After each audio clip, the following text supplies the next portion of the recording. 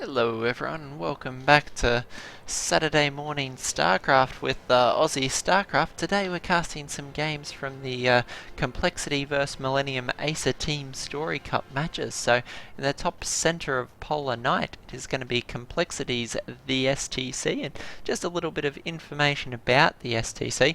He was actually the most successful Terran player during the HOTS beta, which is quite an achievement in and of itself.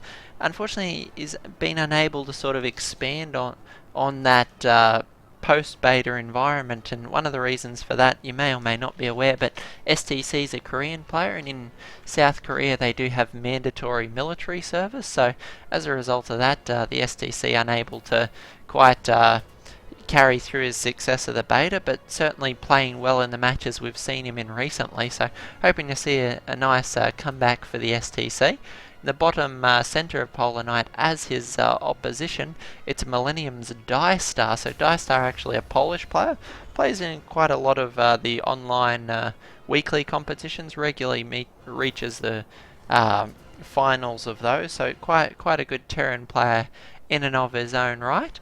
But STC looking in certainly in great shape, able to take out ForGG in the first round of this series. So be interesting to see what Diestar brings to the table, and whether Diestar will take a similar route to ForGG. Will he go mech as well, or will he decide to stick with the tried and tested and very flexible bio option?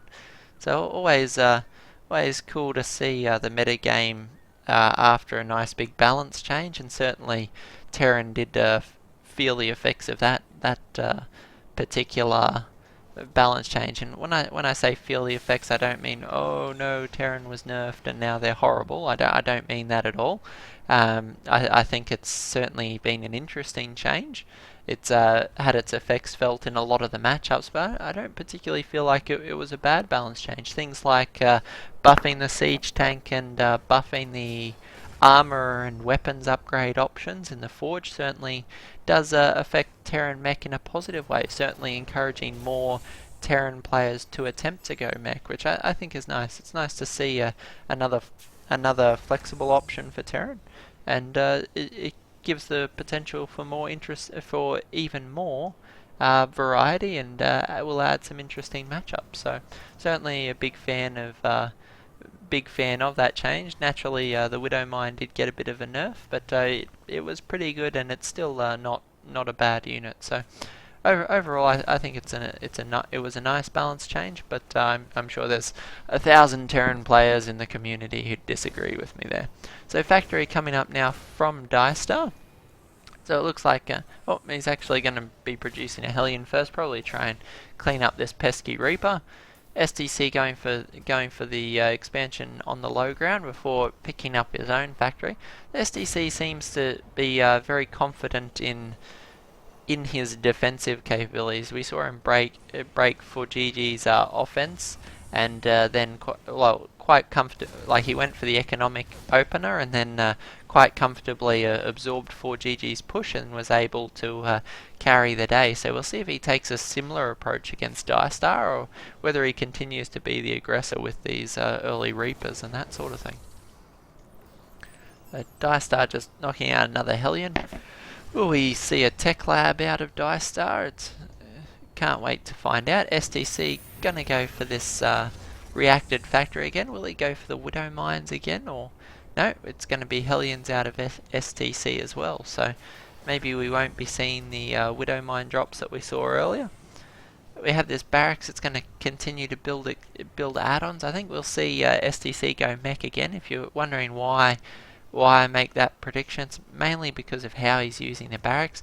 This first barracks, against, if you're electing to go bio, this first barracks is going to be grabbing something like a tech lab and grabbing things like stim, which is quite a long upgrade, and it's going to be doing that fairly soon.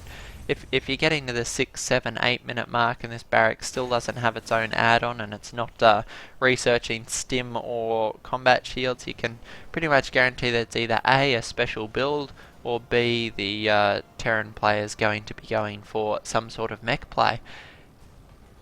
And I think that's quite likely out of the STC. So it's still only producing off the one factory, which is fairly standard. Ooh, big push here out of Diestar. Got his Hellions in position already. Going to be threatening this expansion. So it's going to be some one base pressure out of Diestar. STC here, the Viking going to help him get rid of that medevac and keep the high ground advantage. If he can snipe the last of that medevac, it will prevent Diestar from being able to see up the ramp and give him the first shot advantage. Terran, this vision, this high ground vision is always very important. Things like siege tanks, big push forward from the STC, going to engage Diestar directly. Some nice lining up from those Hellions there. He's going to be able to clean this up and push out with his own unit. So nice attempt at a contain there from Diestar, but STC able to clean that up quite quickly. The Viking again proving the important counter there, and I know it seems like these air units aren't doing anything massive, and it is the ground units that do decide the outcome of the battle, but something that's incredibly important, particularly in what is proving to be another mech versus mech matchup, is that line of sight. The air units, the Vikings, the Ravens, give line of sight and mean that your siege tanks get the first shot off, which is quite important. So like a lot of the other long-range units in the game, siege tanks can shoot further than they can see, and so the vision becomes all important. STC sweeping down here to try and prevent Diestar from moving out and mining. It is a fairly even exchange here. Diestar landing his Vikings to be able to force STC back. Going to throw down his expansion now. It's going to be a little bit behind STC, but not overly behind. And if we check out the units lost tab, actually quite an even game. So 1400 to 1300 is fairly even sort of match up thus far. I'd give the slight economic edge to STC, but apart from that, fairly even. And I think it's exciting to be able to see a lot of this mech versus mech going on at the moment. We haven't seen much of it previously in Heart of the Swarm, and seeing it repetitively out of these players is certainly an interesting change. Definitely looking forward to a HOTS environment where mech features a bit more heavily.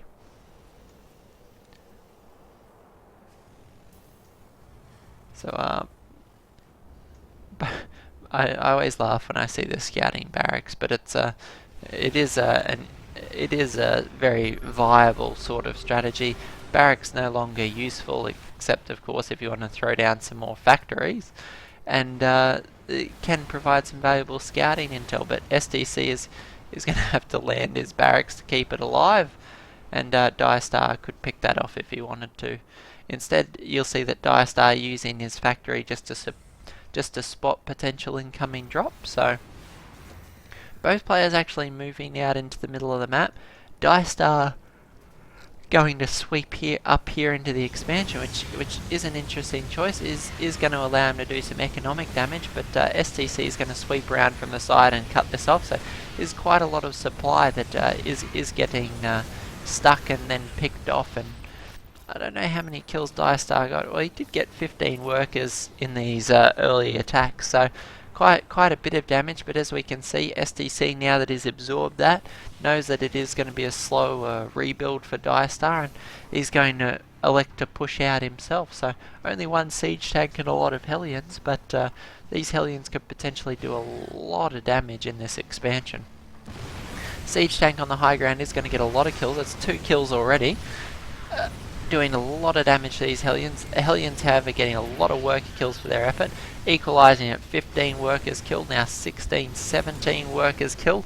Siege tank's up to 3 kills already, but going to get the early shot advantage off. STC going to land his Vikings on the high ground and muscle his way up, and Diestar forced to tap out of the game. So 2 wins in a row for the STC, showing his meching Terran is at the top of his game, able to take out Diestar and ForGG. So not shabby at all for the STC. We'll see who he can take in game number 3.